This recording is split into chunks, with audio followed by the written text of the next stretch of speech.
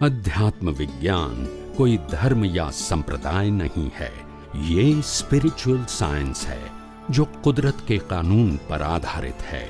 ये विज्ञान पूरे ब्रह्मांड के सभी रहस्यों को उजागर करता है और जीवन के सभी पहलुओं को समझने के लिए एक नई दृष्टि देता है।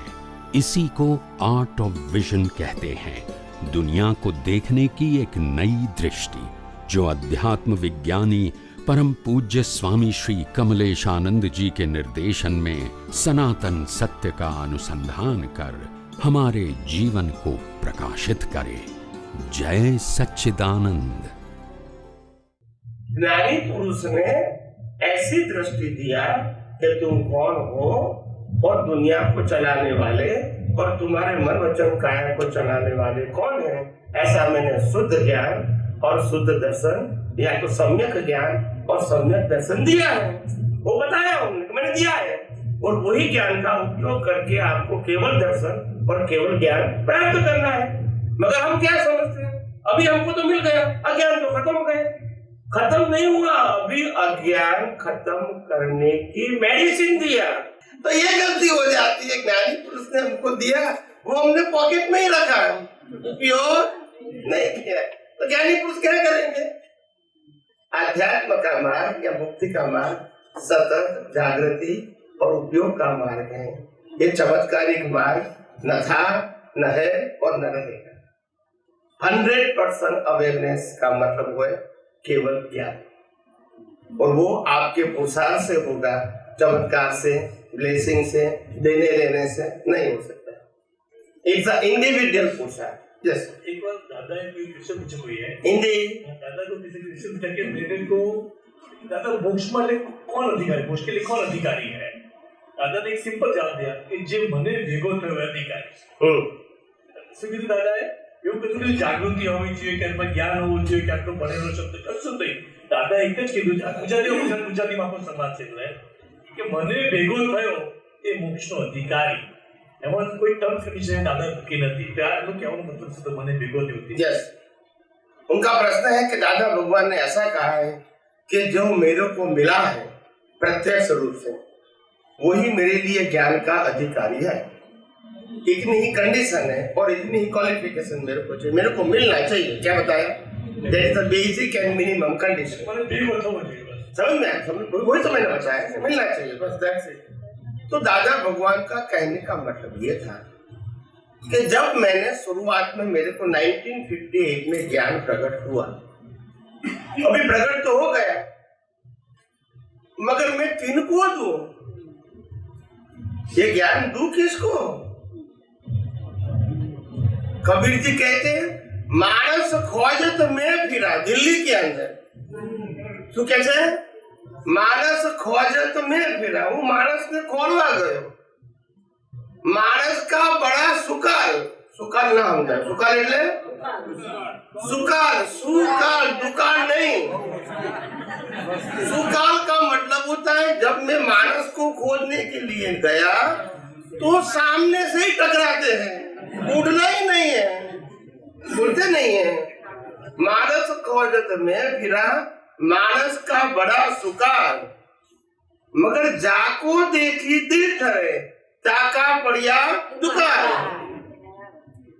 अभी मानस की बात है। मानस की बात किसकी बात है? जिसके जो कठिन का दिल ठरना चाहिए, ऐसे मानस की बात है। तो दादा भगवान ने देखा कि भी ज्ञान तो हो गया, किसको दूं? तो पहले देखा, चलो मैं परीक्षा करके दूंगा। क्या बताया? क्वालिफिकेशन। तो शुरुआत में तो क्वालिफिकेशन के आधार से जो भी लोग उसको, पहले तो लोग ऐसे मिलने के लिए नहीं आते थे, पहचानते भी नहीं थे, मतलब ज्ञानी की तरह व्यक्ति के रूप में पहचानते होंगे, मगर ज्ञानी के रूप में नहीं पहचानते थे। उन्होंने भी कहा कि 4 साल मेरे को बैठा रहना पड़ा, कुछ नहीं कर सका मैं। तो ज्ञानी पुरुष सोचते थे किसको दूं, किसको दूं, किसको दूं। फिर वो प्रयोग, ज्ञानी पुरुष हमेशा साइंटिस्ट होते हैं तो प्रयोग करते हैं। क्या करते हैं? मतलब उदयकर्मी होता है, समझने के लिए बोलते हैं, वो तो उदयकर्म का भागी है। तो उन्होंने कहा क्या करूं मैं, मेरे को देना तो है, नहीं तो ज्ञान ऐसे चला जाएगा ये शरीर के आयुष्य के साथ, तो क्या करेंगे? फिर उन्होंने कहा ऐसा करो कि मैं कुछ तो प्रयोग करूं। मैं व्यक्तियों को समझाने की कोशिश करूंगा, वो समझे या न समझे, ऐसा हो सकता है ऑन द स्पॉट, पर मैं प्रयोग करूं। जैसे भगवान महावीर ने अपने जीवन में जब माता के गर्भ में थे तब एक अभिग्रह किया था। क्या किया था? कि जहां तक माता पिता की हाजिरी है वहां तक मैं दीक्षा नहीं दूंगा। वो अभिग्रह माता के गर्भ में किया था। ये हिस्ट्री है। ऐसे भगवान दादा भगवान ने भी सोचा मैं क्या करूं, कुछ तो करना चाहिए। हाउ आई कैन आइडेंटिफाई कि ये लायक है या नहीं है। और थोड़ी बात से तो मालूम नहीं होता है कि लायक है कि नहीं, क्योंकि उनकी कैपेसिटी भी नहीं है समझने की विज्ञान। तो दादा भगवान के घर में चेयर थी, लकड़ी की चेयर। क्या बताया? वो लकड़ी की चेयर के 3 पहिए थे। वैसे कि पहिए कितने होते हुए, लेग कितने होते हैं, मगर उसका कितना था? 3। तो दादा भगवान ने देखा कि जो लोग ये चेयर पे बैठेंगे इनको ज्ञान दूंगा। सुनो, ये फैक्ट है, तो मैंने बनाई हुई कहानी नहीं है। तो फिर चेयर, कुर्सी, वो पहले लोग कहते कि ये भाई चेयरमैन है, तुमने वो जो चेयर में बैठा वो चेयरमैन नहीं समझ में आया। मैन और चेयर तो चेयरमैन नहीं हो गए।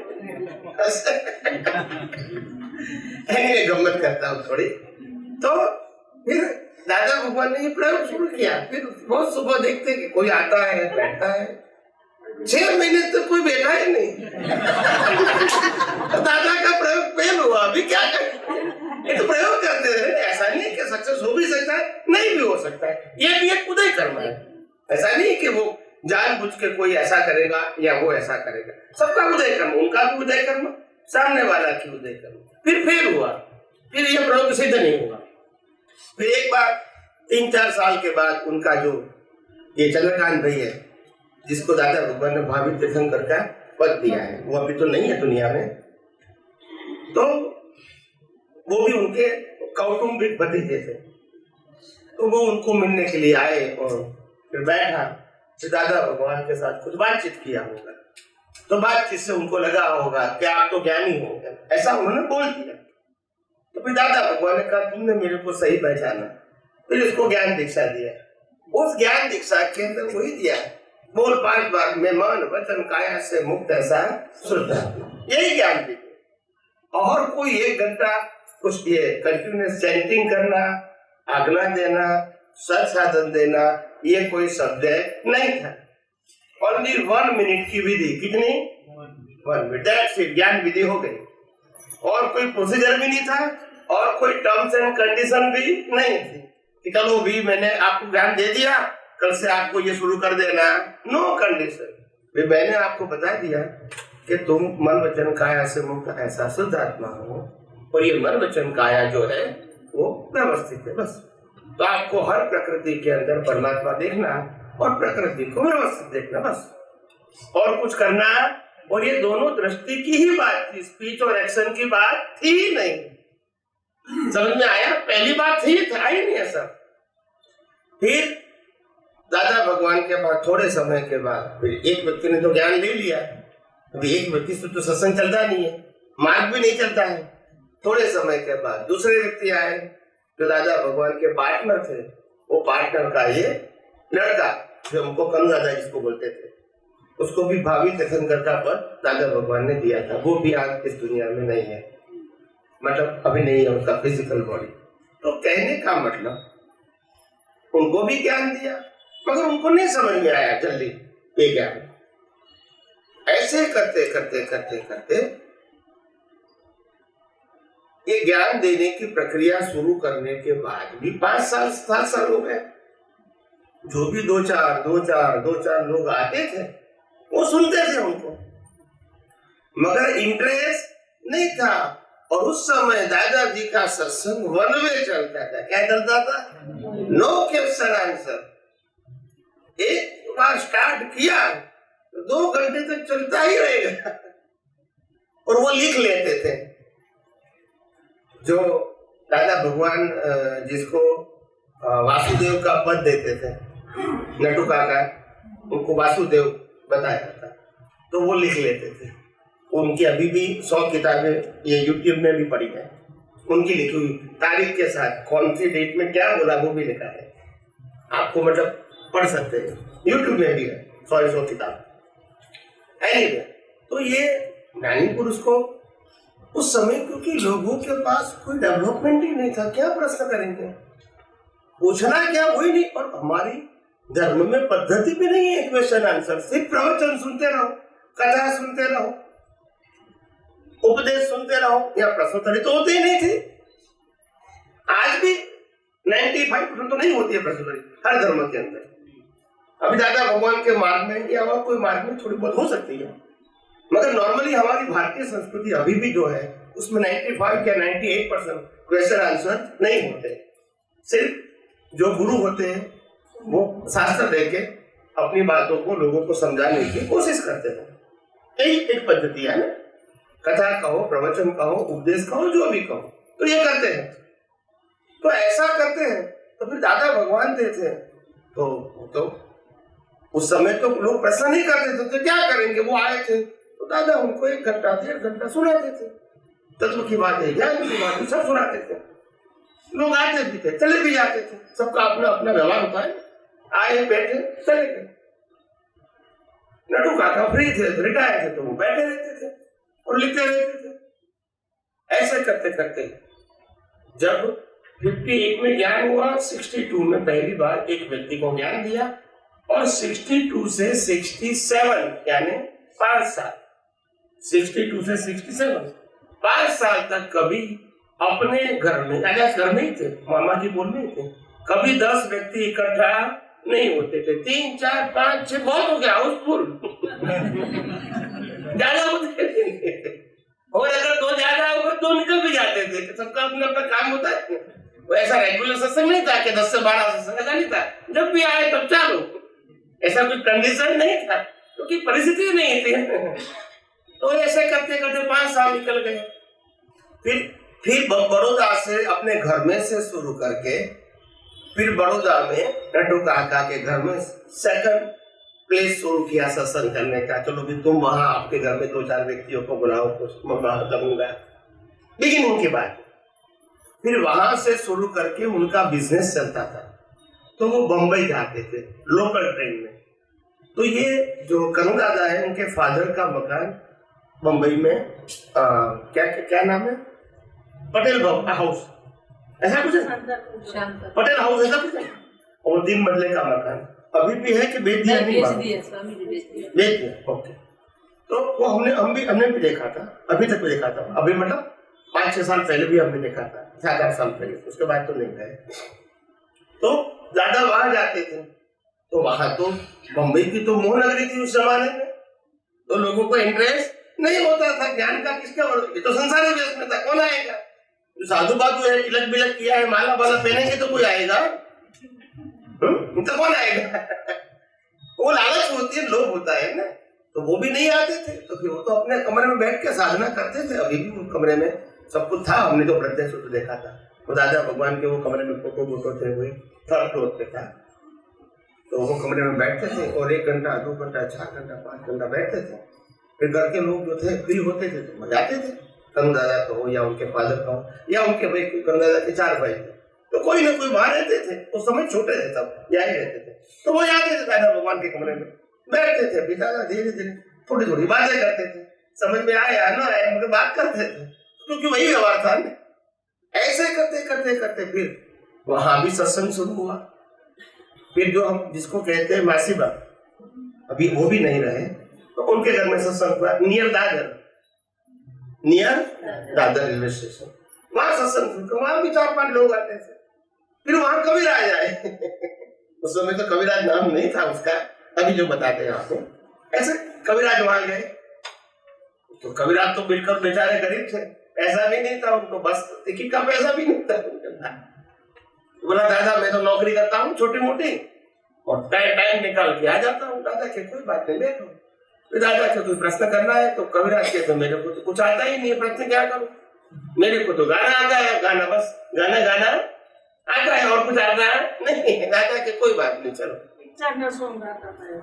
नहीं, धार्मिक भी गाते थे, मैंने गाना उसको पसंद था, उनका आवाज भी अच्छा था उस समय भी, छोटी उम्र में भी।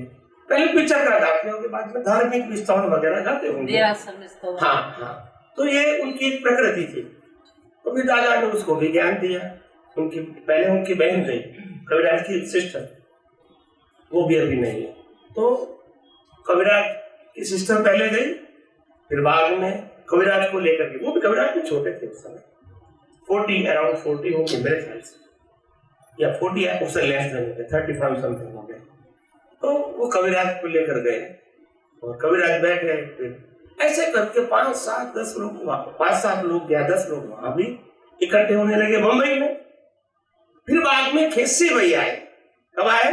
खेसी भी आए 69। उससे पहले मेरे ख्याल से नेहरू बना है 68 में, और 69 में अपना खेसी भी आए। फिर खेसी भी आए तो दादा को पावर हुआ। क्यों? एक तो वो जैन धर्म के थे, दूसरे पैसे वाले थे, तीसरी वो ट्रस्टी भी थे, तो उनकी पहचान थी, लोग उनको पहचानते थे एज अ पर्सन की बड़ा व्यक्ति है, तो उनके इनविटेशन से लोग आएंगे भी। जैसे कोई ट्रस्टी कहेंगे कि मेरे घर धर्मगुरु आए, प्लीज वेलकम, तो आएंगे जरूर, एज अ रिस्पेक्ट तो आएंगे। फिर मानना न मानना एक अलग बात होती है, इतना आदर तो करते हैं। तो दादा ने कहा चलो भी हमारी गाड़ी धीरे धीरे आगे चलेगी कोई व्यक्ति भी चाहिए ना ऐसा। तो फिर कैसे भी आए, ऐसे करते करते आगे ये मार्ग अपना चला। फिर धीरे धीरे फिर पहली यात्रा में गए 76 में पहली यात्रा दादा निकाले खुद के पैसे से। बहुत लंबी यात्रा थी। वो गाड़ी पुरानी किया था, दादा की कार थी, वो भी पुरानी कार, 10 बार बिगड़ जाती है, पंचर हो जाता है, गाड़ी बंद हो जाती है, चलता है वो। तो उस जमाने की बात ही कुछ अलग थी, उस आनंद भी अलग था। तो वो गए। तो पहली यात्रा दादा भगवान की 76 में हुई थी। ये पूरी मतलब साउथ की नॉर्थ की यात्रा थी, नॉर्थ की। एक बार साउथ में भी गए थे, नॉर्थ की यात्रा उनकी बड़ी थी, मेरे ख्याल से 15-20 लोग गए होंगे, 25 लोग, मैं तो नहीं था उस समय। तो ये इस प्रकार की उनके बाद 76 में आने के बाद यहाँ अहमदाबाद से 1-2 महात्मा आने लगे और उनको बहुत इंटरेस्ट था। मैं नाम भूल गया, साबरमती में ही था, मैं नाम उसका भूल गया, साबरमती खेती विकास बैंक के हेड थे, नाम में भूल गया, वेरी पॉपुलर, मैं भूल गया, बहुत टाइम हो चुका। या इज वेरी, और दिगंबर थे, दिगंबर था, कोई बात जो भी है। तो वो आए, तो उन्होंने अहमदाबाद में थोड़ा, साबरमती में, अहमदाबाद में सॉल्व किया। तो उसके बाद ज्यादा कब बढ़ा, रमेश भाई पलिक आए तब पार्टी टोलक नगर, फिर वो सेंटर बनाया, फिर उसको संगपति बनाया। अहमदाबाद आने के बाद गाड़ी गियर अप हुई, क्या हुई? गियर अप हुई। फिर वो मिले 76 में, 76 या 77 में वो मिले। फिर वहाँ हेड क्वार्टर्स बनाया, दादा वहाँ ही ठहरते थे। फिर धीरे धीरे अहमदाबाद से लोकल लोग आने लगे। फिर यहाँ बड़ा फंक्शन किया था 78 में, 79 में, नहीं मेरे को मालूम, बहुत बड़ा फंक्शन अहमदाबाद में किया था, जुटा बैठा में।